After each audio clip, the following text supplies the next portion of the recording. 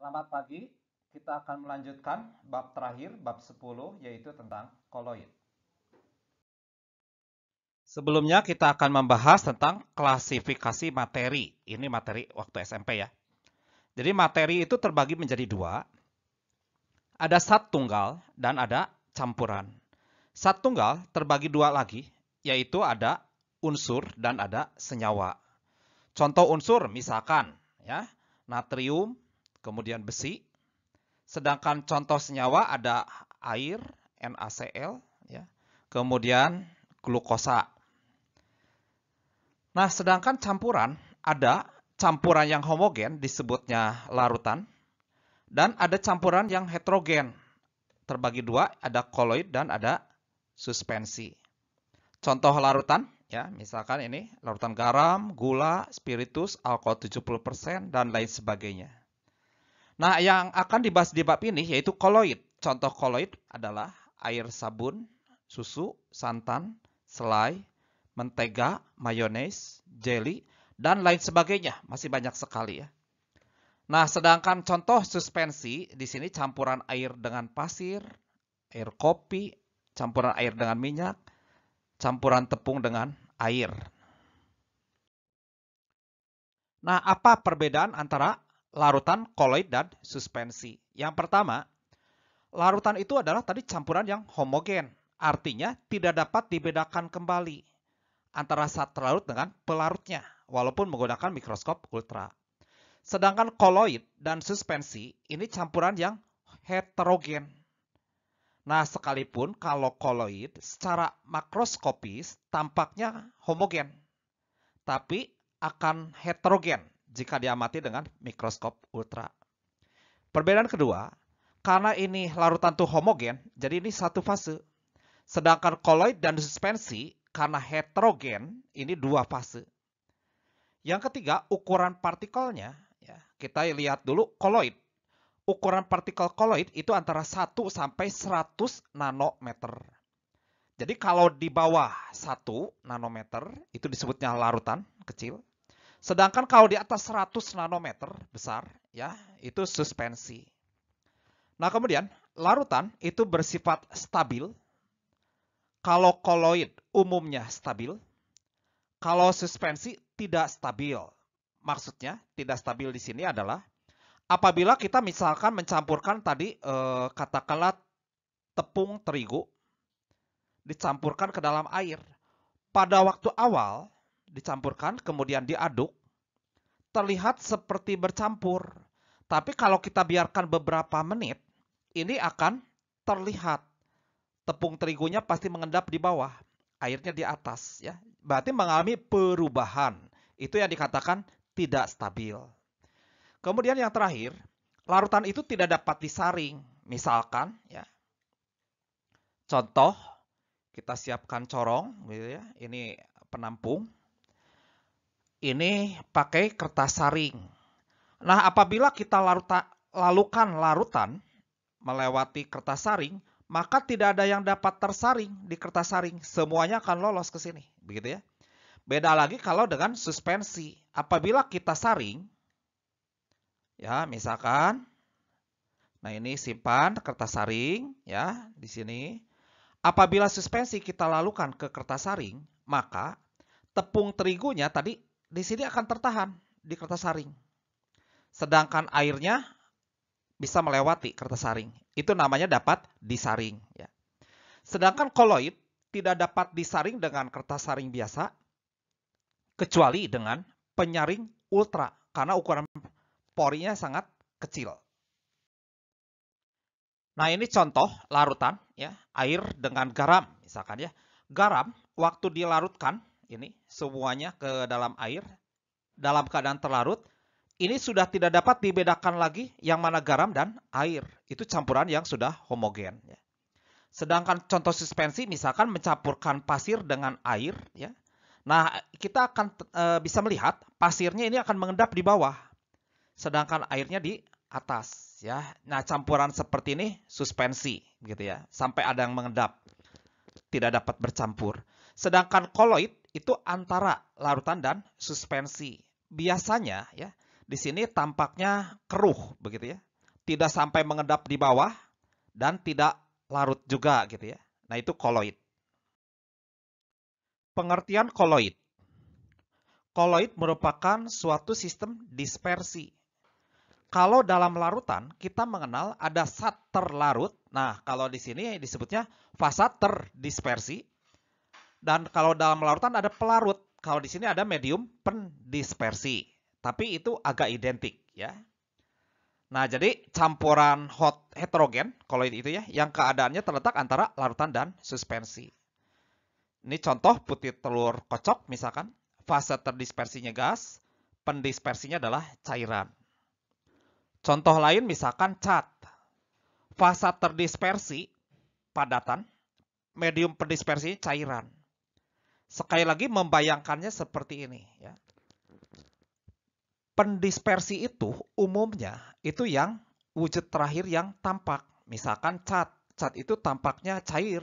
Nah, itu medium pendispersinya ya. Dan umumnya ini yang lebih banyak begitu ya. Sedangkan terdispersinya di sini ada zat padat karena ada pigmen, zat warna, atau mungkin ada zat lain, zat padat ya yang didispersikan ke dalam cairan ya.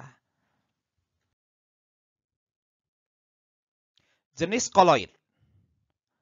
Berdasarkan fasa terdispersi dan medium pendispersinya, koloid dibagi menjadi 8 ya.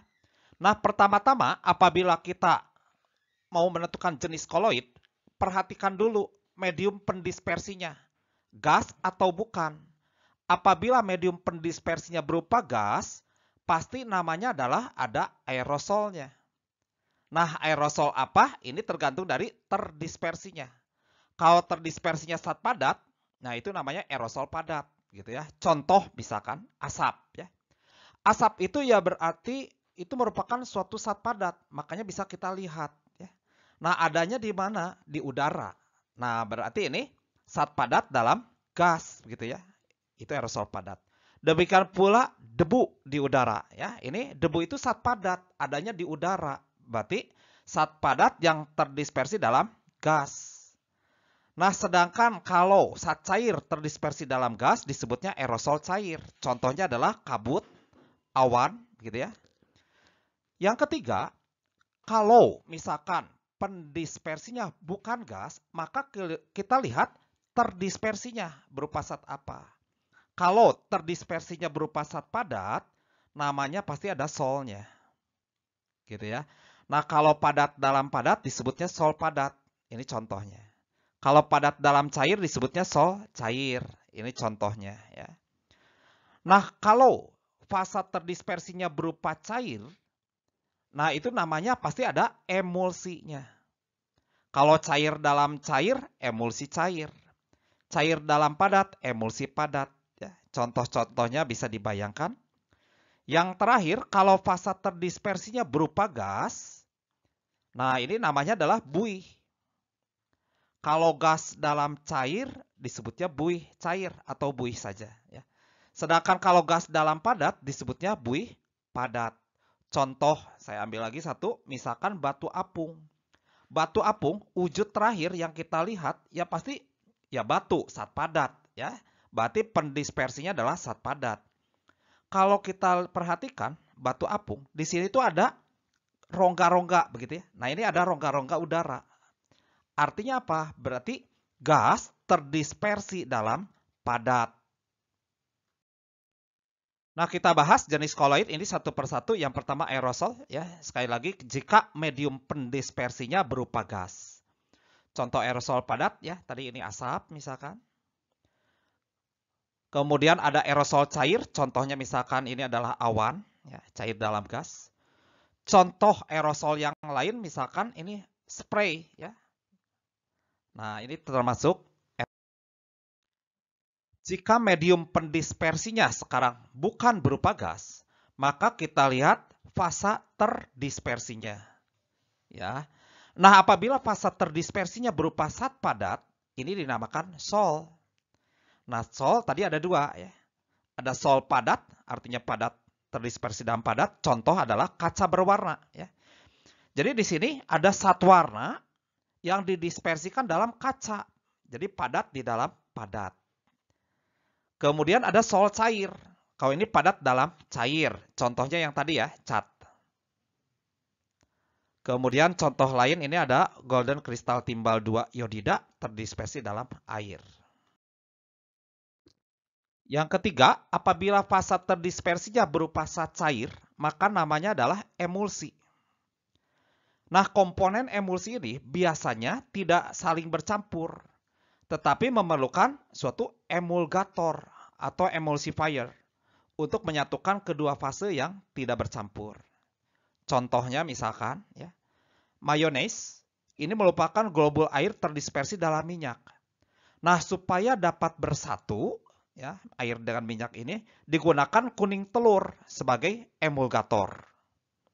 Yang kedua, misalkan emulsi minyak hati ikan kod, misalkan. Kemudian krim pelembab, ya, ini minyak kelapa terdispersi dalam air. Nah, di sini dibutuhkan triethanolamin sebagai emulgatornya, ya.